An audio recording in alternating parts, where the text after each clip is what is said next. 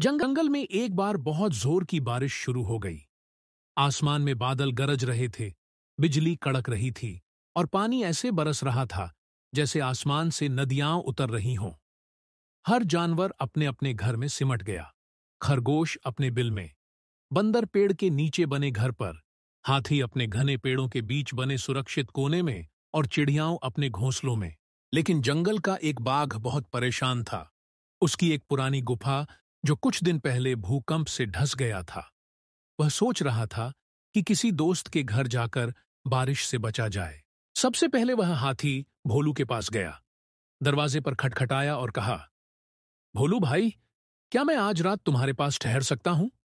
मेरी गुफा टूट गई है और बाहर बहुत जोर से बारिश हो रही है।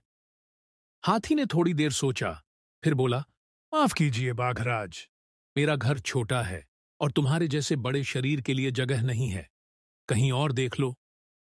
बाघराज उदास हो गया लेकिन अपनी हार नहीं मानी। अब वह बंदर मोंटी के पास गया। मोंटी एक पुराने बरगद के पेड़ के नीचे छोटा सा घर बनाकर रहता था।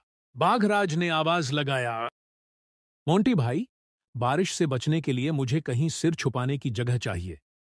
क्या मैं तुम्हारे घर में आ सकता हूं?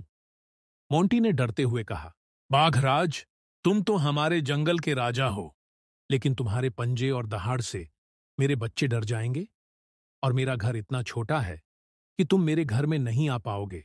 तुम्हारे लिए मजबूत नहीं। माफ करना, मैं आपकी मदद नहीं कर सकता। शेर सिंह निराश होकर वहां से लौट आया और खरगोश चिंकी के पास गया और बोला, खरगोश भाई, बाहर बहुत जोर से बारिश हो रही है और हमारा गुफा भूकंप की वजह से ढस गया है। क्या मैं कुछ दिनों तक तुम्हारे घरों में रह सकता हूं? खरगोश भी कुछ देर सोचकर बोला, मुझे माफ करना बाघराज, मैं आपका कोई मदद नहीं कर सकता। तुम हमारे इस छोटे से घर में नहीं आ पाओगे।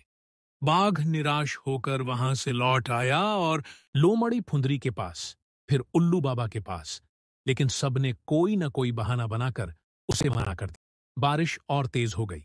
अब तो बाघ पूरी तरह भीग चुका था। उसके दहाड़ने की ताकत भी खत्म हो रही थी। एक पेड़ के नीचे बैठकर वो कांपता रहा, भीगता रहा, सोचता रहा, मैंने जब राजा था तब सबको डराया, किसी से दोस्ती नहीं की। अब जब मुसीबत में हूं तो कोई मेरा साथ नहीं दे रहा। क्या यही सच्ची ताकत है? उसी समय एक छोटी सी आवाज आई, बाघ अंकल, यहां आइए। बाघराज ने देखा। वो नन्हा सा कछुआ टिम्मी था जो एक छोटे से तालाब के किनारे अपने खोल में रहता था। उसने कहा, आप मेरे घर में तो नहीं समा सकते, लेकिन मैं आपको अपना छाता दे सकता हूं जो मैंने पत्तों से बनाया है। और अगर आप चाहें तो मैं आपके साथ बैठ सकता हूं ताकि आप अकेला महसूस न करें। शेर सिंह की आंखों में आंसू आ गए। उस छोटे से कछुए ने जो किया वह उन बड़े जानवरों से कहीं ज्यादा था। बाघराज ने पूरे जंगल के जानवरों को बुलाकर एक सभा लगाया। उसने सबके सामने कहा, मैंने राजा होने का मतलब अब समझा। डर और आदेश से कोई सच्चा संबंध नहीं बनता। जो मुश्किल में काम आते हैं वही सच्चा और अच्छे दोस्त होते हैं। आज से मैं जंगल का एक सेवक बनकर काम करूंगा, न कि सिर्फ राजा बनकर राज करूंगा। सभी जानवर चुप थे। उन्हें शर्म आ रही थी कि उन्होंने अपने राजा को बारिश में भीगने के लिए छोड़ दिया। लेकिन उन्हें यह देखकर खुशी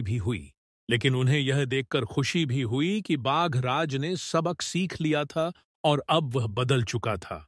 उस दिन से जंगल में एक नया नियम बना, मुसीबत में अपने को न छोड़ो, न डराओ, साथ चलो, साथ निभाओ।